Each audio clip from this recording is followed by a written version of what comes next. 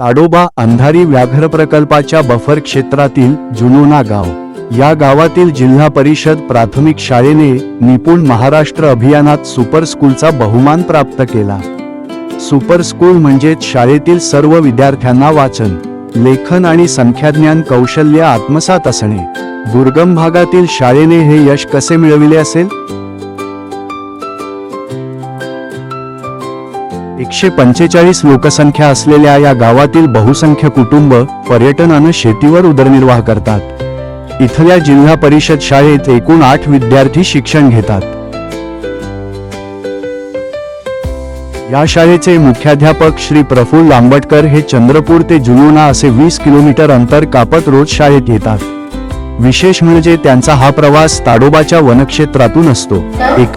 हे दोन कार्ड एकत्र केल्यावर तुला ही जी संख्या तयार झाली आहे 4 अंकी ती वाचन करायची आहे बेटा।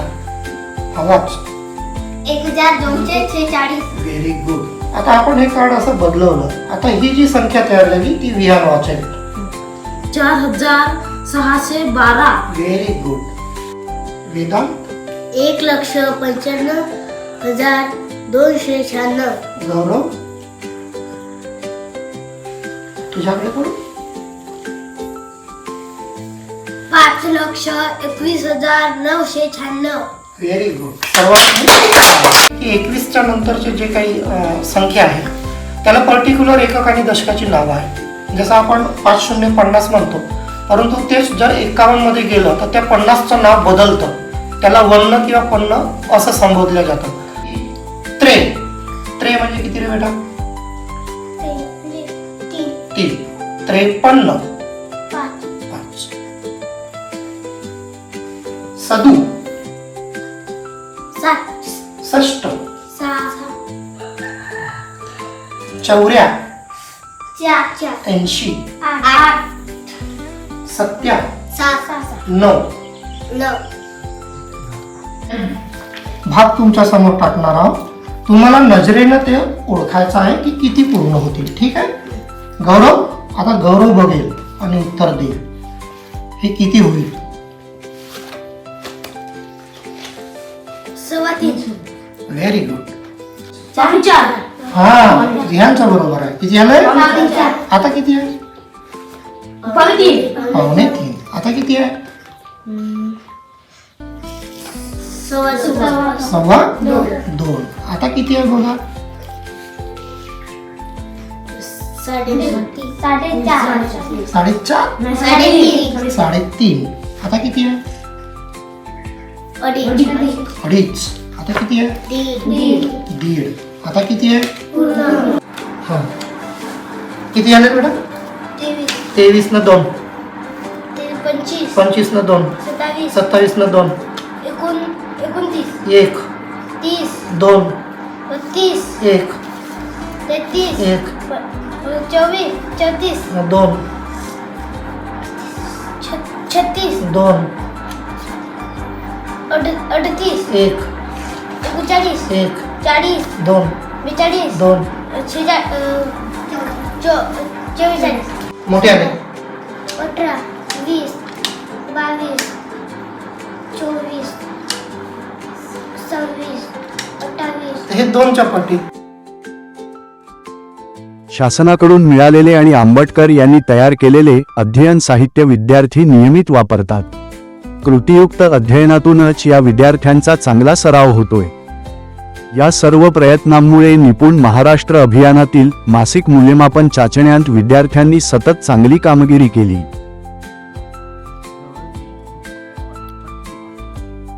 आकाशात चांदोबा चांदण्या चमकत असतात, त्याच्या बाजूला लहान तारेही चमकताना दिसतात। मला त्यांना बघत असताना गाणे सुचले। आई म्हणाली, चांदो मामाला गाणी आवडतात बरं का।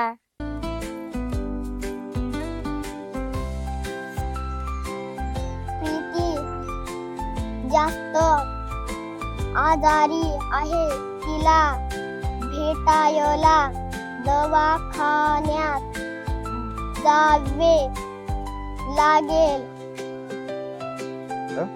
की माझ्या मुलीला पहिल्या वर्गात असताना तिला एक ते 10 पर्यंत किंवा त्यांना 1-2 असं कंटिन्यू येत नव्हतं की जे तिची जे आहे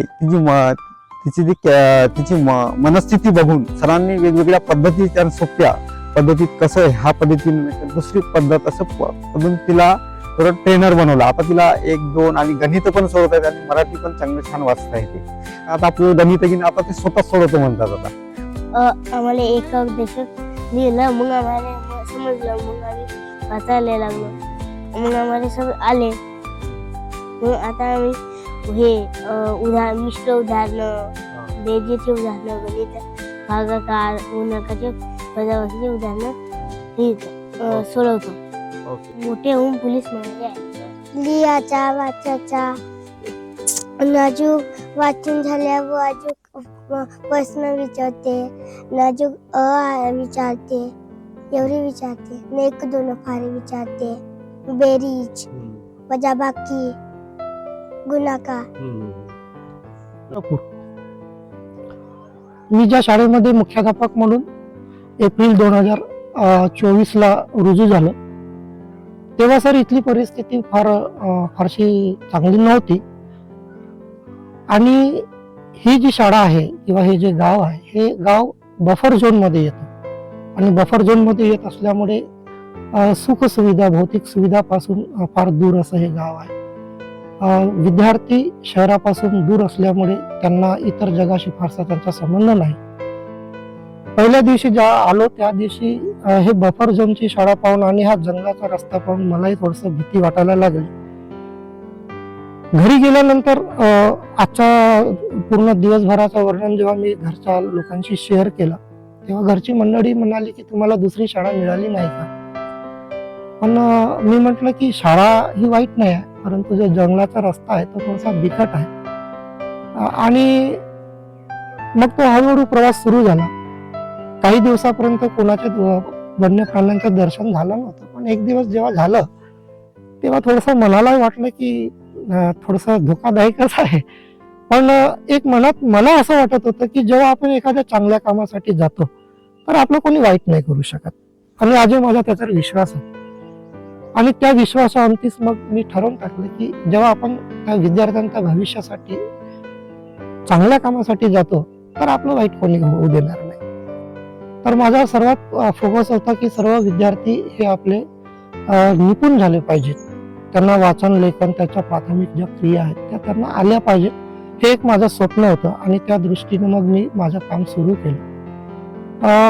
विद्यार्थी हा तेव्हा शिकतो जेव्हा त्याच्या हातामध्ये काही साहित्य जाईल आणि साहित्यातून जो विद्यार्थी घडतो तो दीर्घकाळ टिकतो. हा माझा अनुभव होता आणि त्याच अनुभवांविषयी मी माझ्या शाळेमध्ये काही साहित्य तयार करून घेतले आणि त्या साहित्याच्या माध्यमातून विद्यार्थ्यांना स्वतः शिकण्यास प्रवृत्त केलं.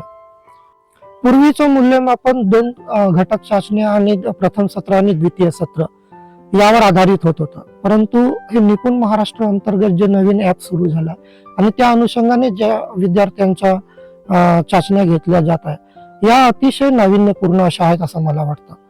त्यातलं नाविन्यपूर्ण असं की सर या मुलांना मोबाईलवर माझी चाचणी होते हे सुद्धा यांना माहीत नव्हतं. आणि जेव्हा ही माहिती मी त्यांना दिली आणि मग विद्यार्थी स्वतः हातात मोबाईल घेऊन ते उतारा वाचन करू लागले आणि अगदी काही क्षणामध्येच त्यांचा रिझल्ट त्यांच्या समोर येत होता. तर ते पाहून मुलांचा आनंद त्यांच्या चेहऱ्यावर दिसत होता. दुसरी गोष्ट या निपुण ऍपच्या माध्यमातून विद्यार्थ्यांमध्ये एक प्रकारचा आत्मविश्वास निर्माण झाला, स्पर्धा निर्माण झाली. एक वाचनात केलेल्या ज्या काही चुका होत्या त्या चुका मला कशा टाळता येतील याबद्दल तो स्वतः विद्यार्थी विचार करू लागला आणि त्या विचाराअंती तो इतर विद्यार्थ्यांच्या पुढे कसा जाईल या स्पर्धेमध्ये उतरण्याचा त्याने प्रयत्न केला. आणि खरोखरच आज हे विद्यार्थी या ऍपचा वापर करून बऱ्याच अंती ते आनंदी पण आहेत आणि त्यांच्यावर कुठल्याही प्रकारचे प्रेशर न येता ते या चाचणीला सामोरे जात आहेत. शिक्षणासोबतच विद्यार्थ्यांमध्ये श्रमसंस्काराची रुजवण या शाळेत होते. शिवाय सांविधानिक मूल्यांच्या जोपासनेचीही. B for